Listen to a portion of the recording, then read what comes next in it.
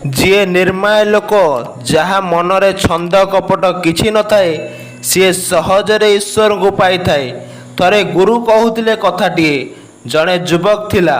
ସେ ନଦୀ କୂଳିଆ ଗାଁରେ ରହୁଥିଲା।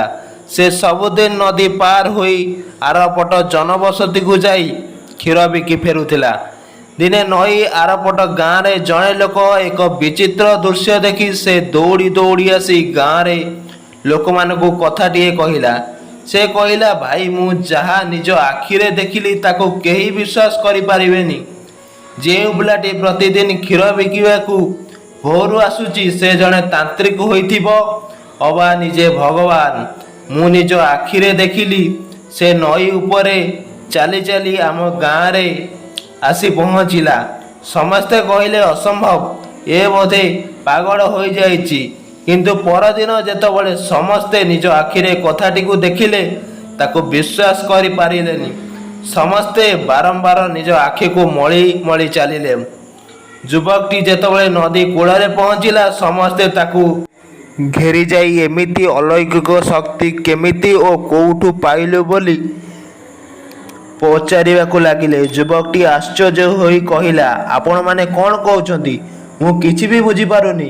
ମୋ ବାପା ଚାଲିଗଲା ପରେ ମୋ ମା ମୋତେ କହିବାରୁ ମୁଁ ଏପଟକୁ କ୍ଷୀର ଆଣି ବିକ୍ରି କରୁଛି। ପ୍ରଥମ ଦିନ ଆସି ମୁଁ ଯେତେବେଳେ ନଈ ପାଖରେ ପହଞ୍ଚିଲି ଦେଖିଲି ନଈ ଏକୂଳ ସେକୂଳ ଆଖି ପାଉନି। ମୁଁ ହତାଶ ହେଲି। ମୋତେ ପହଁରା ଜଣା ନାହିଁ। ତେଣୁ ଆକୁଳରେ ଭଗବାନଙ୍କୁ ଡାକି ମୁଁ ନଈରେ ପହଞ୍ଚିଲି।